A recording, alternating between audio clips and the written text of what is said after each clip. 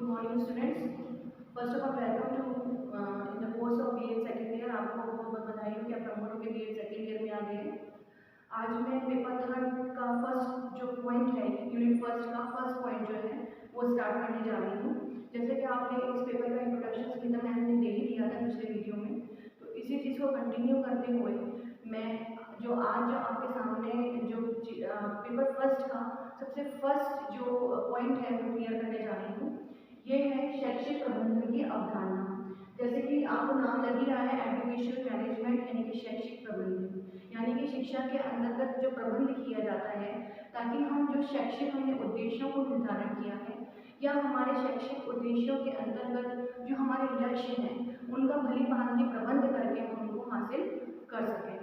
हर चीज़ में प्रबंधन की बहुत ज़्यादा ज़रूरत है, इसीलिए जो प्रबंध यानी कि जो मैनेजमेंट है यह अलग तरह से एक शिक्षा की इकाई बन चुकी है। जैसे कि आप सब जानते ही हैं, MBA masters of business administration यानी कि मैनेजमेंट जो है हर जगह का जो है मैनेजमेंट हर चीज़ में बहुत ज़्यादा ज़रूरी है। तो यहाँ पे तो फिर शिक्षा में क्यों नहीं, तो शिक्षा में मैनेजमेंट किस प्रकार से होना चाहिए, किस प्रकार से हम ज़्यादा से ज़्यादा अपने उद्देश्यों को समय रहते हुए या फिर समय के अंदर समय सीमा के अंतर्गत हम प्राप्त कर सकें, हम इस पेपर में ये चीज़ ही पढ़ेंगे। दूसरा, वित्तीय प्रबंधन कैसा हो, मानवीय प्रबंधन कैसा हो, हम किस तरीके से मैनुअली काम लें, यानी कि मानव अगर आपके पास में मानव है यानी मानव कहने का मतलब है कि मैनुअली पावर है, यानी कि व्यक्ति आपके अधीन काम कर रहे हैं। शिक्षा जो ऐसी है, अभी हम आर्टिफिशियल इंटेलिजेंस पे पहुँचे हैं जिसमें हम मशीनों के द्वारा शिक्षा प्राप्त देने की कोशिश कर रहे हैं, लेकिन वहाँ कभी भी शिक्षक का जो स्थान है शिक्षा में हमेशा ही सर्वोच्च स्थान में रहेगा। तो इसीलिए इन जो प्रबंधन किया जाता है, किस तरह से हम मैनुअली, किस तरह से हम फाइनेंशियली ज़्यादा से ज़्यादा चीज़ों का प्रबंध कर सकें और ज़्यादा से ज़्यादा हम जो है अपने उद्देश्यों को प्राप्त कर सकें। तो सबसे पहला जो आज का टॉपिक है वो है एजुकेशन मैनेजमेंट की अवधारणा। यहाँ पे कुछ पॉइंट्स मैंने लिखे हुए हैं। सबसे पहले कि भाई एजुकेशन मैनेजमेंट है क्या। जैसे कि मैंने बताया कि हर चीज़ों का प्रबंध करना, शैक्षिक प्रबंध करना, इसके अंतर्गत आप चीज़ों को प्रबंध करने के बाद में चाहे वो मानवीय हो, चाहे वो आपको मशीनरी लगी हो, हर चीज़ का, चाहे वित्तीय हो, हर चीज़ का प्रबंध करके आप शिक्षा की प्रक्रिया को सुचारू रूप से या फिर शिक्षा की प्रक्रिया को जो है आप बहुत ही सरल ढंग से चलाने की कोशिश करेंगे। ठीक है, तो इसके अंदर सबसे पहले जो है अवधारणा के अंतर्गत हम ये देख लेते हैं कि शिक्षा के प्रबंध के अंतर्गत अगर हम प्रबंध कर रहे हैं तो इसमें ये जो पॉइंट्स हैं जो मैंने लिखे हुए आपको दिख रहे हैं। सबसे पहले है नीति निर्धारण, उसके बाद है कार्यों का समन्वय, उसके बाद है नीति क्रियान्वयन, उसके बाद है संगठन को लागू करना, उसके बाद है व्यक्तियों समूह के कार्यों को मिलाने की प्रक्रिया। तो अब इसके अंतर्गत होता क्या है, हमने जो शैक्षिक प्रबंधन है वो एक कला भी है और एक विज्ञान भी है, दोनों ही माना गया, और कला विज्ञान दोनों भी है। तो शैक्षिक प्रबंधन कला है, विज्ञान है और दोनों ही इसमें निहित है। अगर हम किसी चीज़ को सिस्टमैटिक तरीके से पेश करते हैं तो वो विज्ञान है, लेकिन अगर हम किसी का एस्थेटिक या फिलोसफिकल व्यू देखते हैं तो वो कला है। किस तरह से है ये हम देखेंगे। तो अवधारणा में सबसे मुख्य बात यही आ गई कि शैक्षिक प्रबंधन एक कला है, विज्ञान है एवं यह कला विज्ञान दोनों ही है। तो सबसे पहले नीति निर्धारण। कोई भी कार्य करने से शुरू करने से पहले हमें सबसे पहले नीति का निर्धारण करना है, हम किस प्रकार से कार्य को करेंगे, यानी कि उसका पूरा का पूरा आपको पोर्टफोलियो तैयार करना है, उसके पूरे का पूरा आपको जो है आपको एक ग्राउंड लेवल पे आपको हर चीज़ की प्लानिंग करनी है कि किस तरह से आप कार्यों को करके आप अपने उद्देश्य तक पहुँचेंगे। विदाउट प्लानिंग कुछ भी नहीं होता, यहाँ तो शिक्षा की बात हो रही है। तो सबसे पहले हमें जैसे हमने लेसन प्लानिंग सीख किस प्रकार से बच्चों को पढ़ाना है, किस प्रकार से आप आगे कार्य करेंगे। सबसे पहले नीति का निर्धारण, आपके संस्था के अंतर्गत जो आप मैनेजमेंट है वो किस प्रकार से किन नीतियों का निर्माण करता है। ये नीतियाँ हर प्रकार से होगी, यानी कि वित्तीय होगी, मानवीय नीतियाँ होंगी, जो भी इंफ्रास्ट्रक्चर है, जो भी हर पहलुओं को वो देखता है, उसके बाद में हर पहलुओं को लेकर वो एक नीति निर्धारण करता है। अब जो नीति निर्धारण का कार्य जो होता है, यानी कि जो लॉज होंगे, जो कि जो जिस तरह की प्लानिंग की जाएगी, इस नीति निर्धारण के अंतर्गत कार्य भी बांट बांट दिए जाएंगे अलग अलग रूप से। अगर हम एक स्कूल में देखें तो स्कूल में दो तरह का, अगर हम देखें तो एक एकेडमिक डिपार्टमेंट होता है, ऑफिस डिपार्टमेंट होता है, नॉन एकेडमिक डिपार्टमेंट होता है, एडमिनिस्ट्रेटर होता है। तो यहाँ पे अगर हम देखें तो एडमिनिस्ट्रेटर जो है वो नीति निर्धारण करेंगे, बैंक के मैनेजमेंट के साथ में मिलकर जो है वो नीति निर्धारण करेगा। उसके बाद में आपके जो ये जितने भी एरियाज हैं जिसमें हमें हम शिक्षा प्रदान करने की जगह जो है वो स्कूल है, कॉलेजेस हैं, तो यहाँ पे academic, office department, non academic department, ऐसे डिपार्टमेंट बांट दिए जाएंगे। सबसे पहले हम आगे से हम बिल्कुल बुनियाद से सीखेंगे कि शैक्षिक प्रबंधन किस तरह से चालू होगा, ठीक है। उसके बाद में अगर हम सपोज करें स्कूल की बना रहे हैं, सबसे पहले हमें उस स्कूल के अंतर्गत हमें परमिशन की ज़रूरत है। जो भी एजुकेशनल बॉडीज होती हैं उनसे परमिशन की जरूरत है, तो इसकी भी एक अलग प्लानिंग।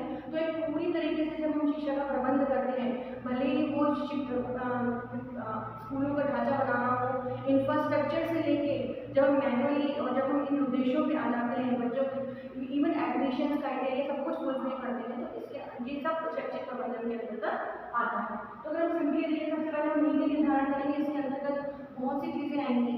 हम स्कूल किस जगह पे बनाएंगे, स्कूल कैसा होना चाहिए, उसकी बिल्डिंग कैसी होनी चाहिए, स्कूल पर परमिशन लेके आना, स्कूल बनने के बाद में किस तरह से हम कौन कौन से हम मानवीय संसाधन जुटाएंगे, कौन से हम मशीनरी जुटाएंगे, या कौन से हम ऑडियो विजुअल एड्स हैं इस तरह के, तो यह सब इसके अंदर आता है। उसके बाद में जब हम इस कार्य को बांट दिया जाता है तो इन कार्यों में समन्वय यानी कोऑर्डिनेशन होना बहुत जरूरी है। क्यों कार्य में कोऑर्डिनेशन होना क्यों जरूरी है? यदि सबसे पहली चीज़ ही देख लीजिए, यदि आपको परमिशन नहीं मिलती है तो आपका आगामी स्कूल का अगर आपका एफिलिएशन नहीं होता है तो वही कार्य रुक जाता है। तो धीरे धीरे जो है स्टेप बाय स्टेप चलना पड़ता है। एफिलिएशन के बाद में आपको प्रॉपर इंफ्रास्ट्रक्चर होना चाहिए। इंफ्रास्ट्रक्चर के बाद में आपके पास एक प्रॉपर स्टाफ होना चाहिए कि आपके पास में शिक्षा देने के लिए जो आपके पास शिक्षक हो वो भी आपको अपने अनुसार ही जो है पूरे के उद्देश्यों की परिपूर्ण जो पूर्णता होगी वो ज़्यादा शिक्षक ही करेगा। तो यहाँ पे उन कार्यों का समन्वय यानी कोऑर्डिनेशन होना बहुत जरूरी है। जिसको जो कार्य दिए वो एक दूसरे पे डिपेंड है। यदि सपोज करिए आप अगर एकेडमिक ले लें, अगर आपके पास में शिक्षक ही अगर अच्छे नहीं हैं तो आप कितनी भी अच्छी बिल्डिंग बना लें, कितनी भी कोशिश कर लें, कभी वो आपको लक्ष्य पे नहीं पहुंचा सकते हैं। उसके बाद में नीति का क्रियान्वयन। आपने कार्यों का समन्वय कर लिया, कोऑर्डिनेशन सब कार्य बांट दिए हैं, कार्यों का समन्वय सबके बीच में हो गया है। उसके बाद में अब जो आपने जो नीतियाँ बनाई हैं, ये जो लॉज बनाए हैं, उनको आपको क्रियान्वयन करना है, इम्प्लीमेंटेशन करना है। ये बहुत ज़रूरी होता है इम्प्लीमेंटेशन करना। क्यों? क्योंकि आपकी प्लानिंग ही नीतियों पर आधारित है। आप जो भी कुछ करने वाले हैं नीतियों पर आधारित करने वाले हैं। और अगर क्योंकि ये नीतियाँ भी सोच समझ के बनाई गई है। हर एक स्कूल के जो लॉज होते हैं, जो भी कुछ जो बनाए जाते हैं, या आप कह लीजिए आप जो उद्देश्य निर्धारित करते हैं वो कुछ सोच समझ के, कुछ फीडबैक लेने के लिए या फिर कुछ पाने के लिए ही हम निर्धारित करते हैं। और अगर इससे बदलाव होगा तो हम वो उद्देश्य नहीं पा सकेंगे। तो नीति का क्रियान्वयन होगा। क्रियान्वयन करने के लिए सबको तत्पर होकर उस चीज़ को इम्प्लीमेंट करने पड़ेगा, उसके अनुसार हमें चलना पड़ेगा। फिर संगठन को लागू करना। फिर जिन जिन लोगों को आपने इकट्ठा किया है, अपने समूह में जोड़ा है, उस संगठन को वो संगठित हो गया, यानी एक साथ मिलकर हर कार्य को, चाहे वो एकेडमिक हो, ऑफिस डिपार्टमेंट हो, नॉन एकेडमिक हो, हर कार्य को संगठित होकर जो है वो करने का प्रयास करेंगे। फिर व्यक्ति समूह के कार्यों को मिलाने की प्रक्रिया। अब जैसे हर चीज़ सपोज करिए अगर मैं करूँ कि मेरा एकेडमिक बहुत अच्छा जा रहा है लेकिन मेरा नॉन एकेडमिक फील्ड जो है वो सही नहीं जा रही है। क्योंकि आज जो है हमने देखा है कि सीसीई के अंतर्गत पोस्ट स्कॉलस्टिक और स्कॉलस्टिक दोनों ही बहुत इंपॉर्टेंट माने गए हैं, यानी कि एकेडमिक और नॉन एकेडमिक दोनों ही बहुत इंपॉर्टेंट माने गए हैं। तो एक चीज़ को करके हम दूसरी चीज़ को छोड़ नहीं सकते हैं। तो इसके अंतर्गत है कि व्यक्ति समूह कार्यों को मिलाने के जो व्यक्ति अपने अनुसार अपने स्तर पर जो कार्य कर रहा है, ऐसा नहीं है कि सब लोग अलग अलग कार्य कर रहे हैं तो आउटपुट कभी नहीं दिखेगा। हमें कार्य एक संस्था के लिए करना है, संस्था के उत्थान के लिए करना है, तो कार्य भी ऐसे होने चाहिए कि सब लोग मिलजुल कर जो कार्य करें। अब नेक्स्ट हम पॉइंट देख लेते हैं कि शैक्षिक प्रबंधन जो है वह एक विज्ञान है।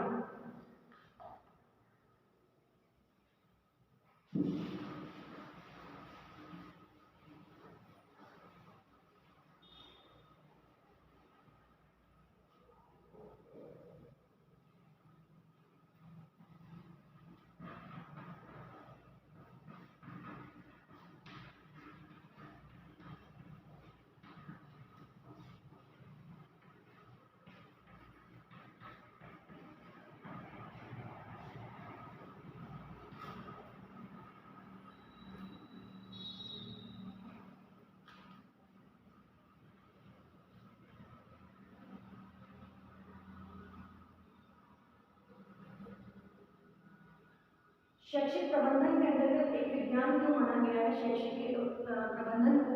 सबसे पहले तो हम ये देख लेते हैं कि जहाँ पे जो मानवीय चीज़ें जहाँ पे शामिल हो जाती हैं, वहाँ पे हम हर चीज़ जो है वो वैज्ञानिक दृष्टिकोण से नहीं देख सकते हैं, क्योंकि अगर आप शिक्षा की बात कर रहे हैं तो शिक्षा का जो 3 ग्रुप हैं जो शिक्षा के, कि भाई शिक्षार्थी, शिक्षक और उद्देश्य, 3 ग्रुप जो है, या ज्ञान तथा या फिर पाठ्यक्रम, ये 3 उद्देश्यों की बड़ी होती है। शिक्षक आपके शिक्षार्थी आपके पास है यदि, तो शिक्षक और शिक्षार्थी को चलाने के लिए जो आप पाठ्यक्रम है, ये तीनों ही बहुत जरूरी है। शैक्षिक प्रबंधन माने कि मानवीय प्रयास होगा, यह पूरी तरीके से मानवीय प्रयास के अंतर्गत ही यह चलता है।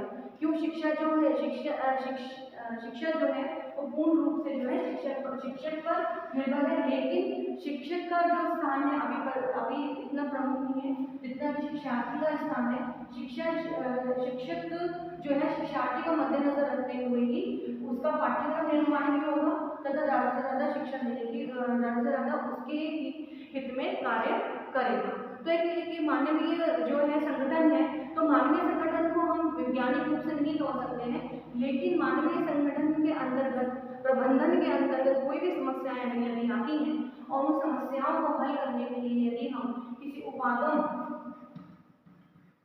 जिसको हम शैक्षिक उपागम का प्रयोग करते हैं, तो इस उपागम का प्रयोग के अंतर्गत जो है हम कई वैज्ञानिक विधियां जो है प्रयोग करते हैं और इन वैज्ञानिक विधियों से जो है वो शैक्षिक समस्याओं को हल करने का प्रयास करते हैं। अतः बोला गया है कि शिक्षा प्रबंधन क्या है? यह एक विज्ञान है। क्यों? क्योंकि जब शैक्षिक जो आपका शिक्षा का जो क्षेत्र है या फिर आपका शैक्षिक प्रबंधन है, यदि उसके अंतर्गत कोई भी समस्या आती है तो हम शैक्षिक उपागम के माध्यम से, उपागम मतलब कि एक तरीके का एक अप्रोच तैयार करना जिसके अंदर अगर शैक्षिक समस्याएं आपको आती हैं तो उसको भली भांति रूप से आप जो है वह हल कर सकते हैं। तो अनेक वैज्ञानिक विधियों का जो हम इस्तेमाल करते हैं, प्रयोग करते हैं, उससे हम जो है अपनी शैक्षिक समस्याओं का हल करने के लिए तो प्रयास करते हैं। तो अतः इसको एक विज्ञान भी कहा गया, अतः इसको विज्ञान भी इसको कहा गया है।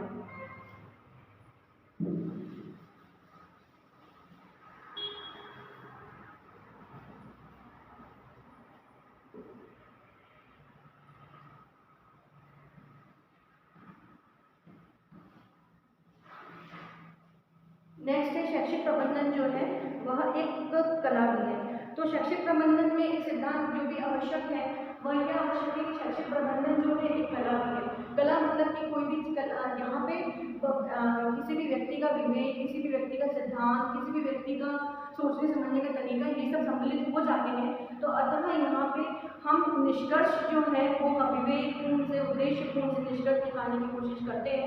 अतः शैक्षिक प्रबंधन में वैज्ञानिकता तो है ही जिससे हम समस्या हल करेंगे, लेकिन अगर हमने उस शैक्षिक प्रबंधन करते वक्त खाली वैज्ञानिकता को ध्यान दिया और हमने विवेकपूर्ण स्थितियों को या फिर हमने कुछ ऐसी चीज़ों को नहीं लागू किया जो हमारे अंदर हमारे जो चीज़ें हैं उससे अंतक्रिया नहीं करें, तो वो किसी प्रकार से कोई सार्थक नहीं है। शैक्षिक प्रबंधन जो है वह एक कला भी है जिसके अंदर प्रबंधन का विवेक, अनुभव, विज्ञान की पर्याप्त मात्रा लेकर जो है हम ज़्यादा से ज़्यादा प्रबंधन करने की कोशिश करते हैं। अतः दोनों ही कला पक्ष हैं।